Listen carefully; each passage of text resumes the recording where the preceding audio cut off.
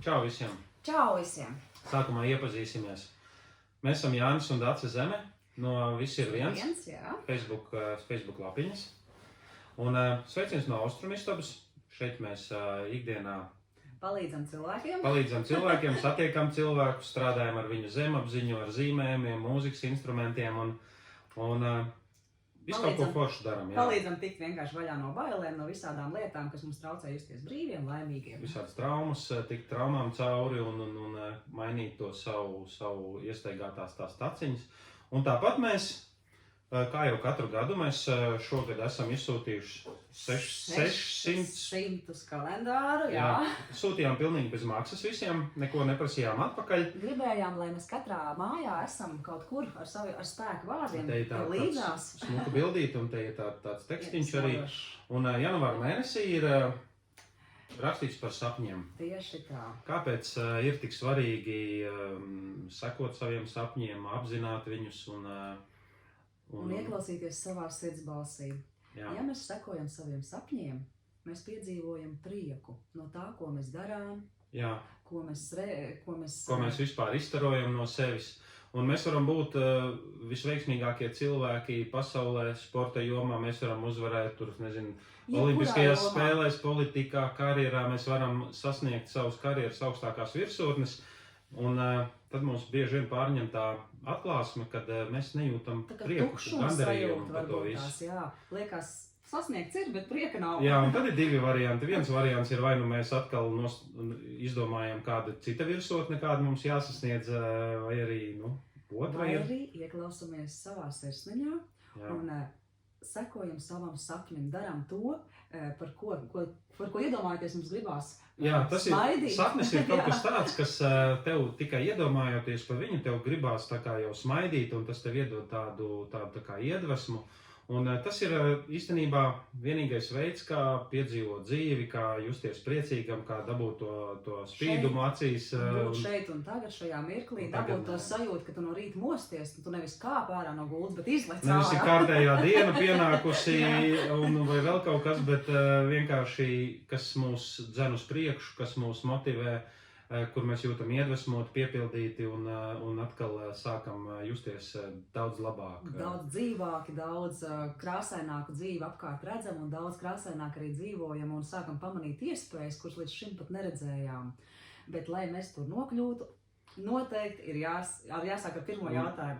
Vai tu zini, kāds ir tavs sapnis? Jā, sākumā nepieciešams nedaudz apstāties no tās aktīvās dzīves, nedaudz tā kā paņemt pauzīti no visu un paskatīties uz līdzinējo dzīvi, vai viņi mums ir devusi piepildījumu, vai mēs esam sekojuši varbūt kāda cita idejām un mērķiem.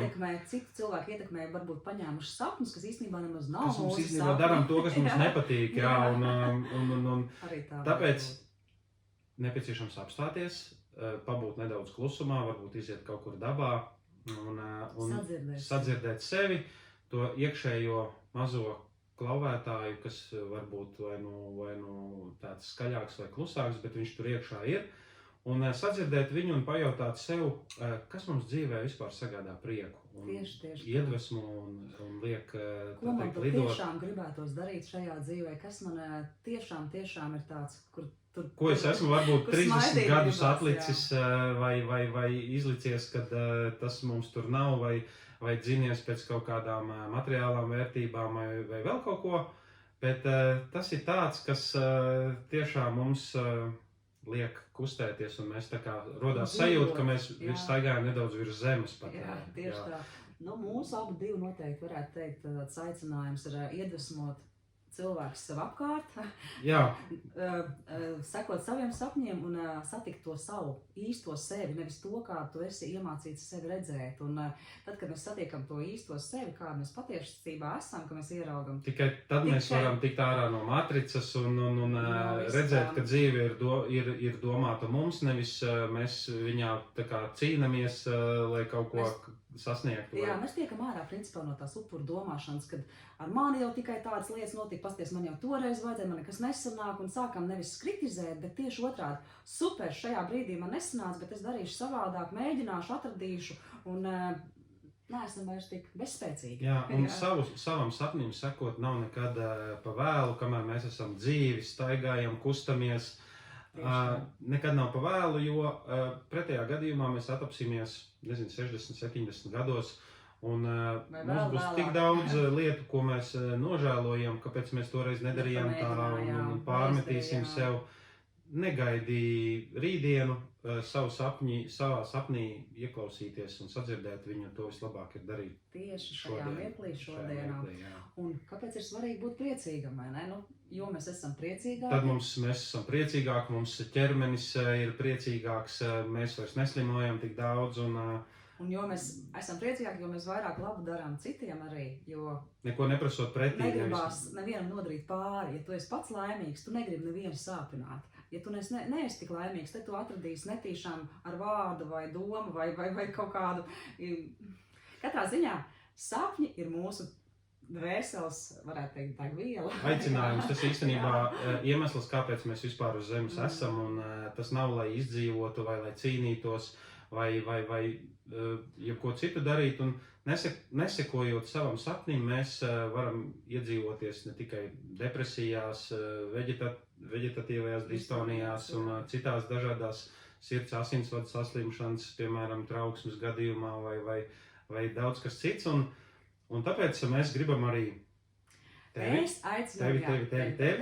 visus aicinām vienkārši apstāties bišķiņu un tā teikt, padomāt, izvērtēt savu līdzinējo dzīvi, vai tā ir mums spēkpilna, vai tā ir laiks kaut ko pamainīt. Vai ir laiks kaut ko pamainīt, jā. Tam, lai kaut ko pamainītu, nekad nav pa vēlu, un tas mums tiešām atvērs pilnīgi jaunas durvis. Satiksim cilvēkus satiksim, notikumi notiks tikai, lai mūs vestu šajā virzienā.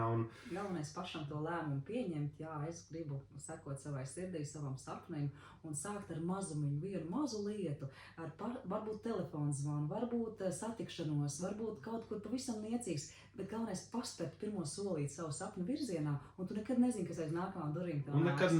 Kad tas viss aicinājums ir nedomāt par to, ko citi par to domās, jo katrs dzīvo tādā pasaulē, kur kāds domā, kā tas izskatīsies no malas, ko citi teiks un domās, un varbūt nesanāks kaut kas, un to visu, tā teikt, uzreiz izmest ārā. Jā. Tam nav nekāda nozīme, ko domā citi. Svarīgi, kā tu jūties, tā ir tava dzīve.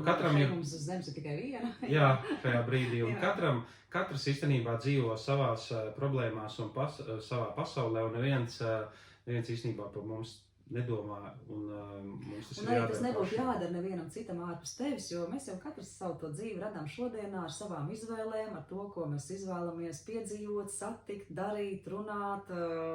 Tas ir viss mūsu katra brīva izvēle. Katram ir kaut kāds tāds unikāls talants vai aicinājums, kurā jūs esat riktīgi izcili. Un vienkārši Ja jūs ar to dāvanu dalīsieties ar citiem, tad jums arī pašiem dzīve būs tāda pilnvērtīga un piepildītā, gandarījums lielāks būs, un prieks mosties, prieks iet gulēt, un tas, kas vēl papildus tāds labs iegūms, tad, kad mēs īstenojam savus sapņus, mēs kļūstam pateicīgi par visu, kas mums ir, un jo mēs pateicīgāk jūtamies, jo mūsos vairāk mīlestīgi. Un mums vairs no ārpuses nekas nevar izšūpot un sašūpot, ne cilvēku domas, ne viedokļi, ne kaut kāds sabiedrības spiediens. Mēs vienkārši esam mierā ar to, kas mums ir, un vienkārši varam katru dienu sākt kā, jaunu lapu. Un tas arī ir ļoti svarīgi, neskatīties uz to, ka man vajadzēja tanī reizē to izdarīt, vai tanī reizē vajadzēja tā pateikt. Viss, kas ir bijis, lai paliek pagātnē. Katra diena, tieši tā kā Jānis saka, balta lapa. Un visus tie 100 un 1000 atrunas, kādas jebkurā brīdī var būt, tās arī mēs aicinātu nolikt malā un vienkārši no rīta pamosties un radīt sev tādus notikumus, kādus mēs gribam vēlamies, lai mums vienkārši dzīvē notiek. Tieši tā. Vienmēr var atrast iemeslus kaut ko nedarīt, bet var arī atrast iespējas kaut ko darīt. Negaidi vecumdienas. Jā, negaidi to brīdi, kad nu jau tā kā... Kad jau būs pa vēlu. Paldies par dzīvi uz planētas Zeme, man bija tā un tā, bet neko es tik daudz visu kaut kas, kāpēc es neizdarīju, jā, kaut kas nesanāca vai vēl kaut kas, bet īstenībā to lēmumu pieņem tikai tu pats. Un šajā mirklī. Un ja mēs tev kaut kā varam atbalstīt, iedvesmot, palīdzēt, uzvirzīt, droši sazinies ar mums. Jā, sazinies ar mums, varbūt tad tiksimies vai nu šeit Austrumu istabā, vai varbūt kaut kur citur. Ja mums atbrauks ciemos, satiks mūs klātienā. Jā, ja arī tāds sajūta, ka kaut ko gribās pa plauktiņiem salikt, tad droši. Tāpēc mēs šeit uz zemes esam, lai viens otram mīlestību un spēku dotu, un tas ir tas ir lielais sirds sapnis un dvēseles sapnis, ko arī mēs savā dzīvē darām, un jo mēs vairāk varam tev palīdzēt, jo mēs paši, mēs paši jūtam tādu gandarījumu par to, kad mēs redzam, ka kāds no šīs istabas iziet priecīgs, ar spīdošām acīm, par vienu pamodušos cilvēku vairāk ir, un tas mums tiešām sagādā piepildījumu un prieku. Nu tā. Varbūt uz tikšanos, varbūt uz nākamajam. Jā, tā saka, varbūt līdz februārim tad, jā. Viss pagaidām, paldies, ka noskatījies un... Čau!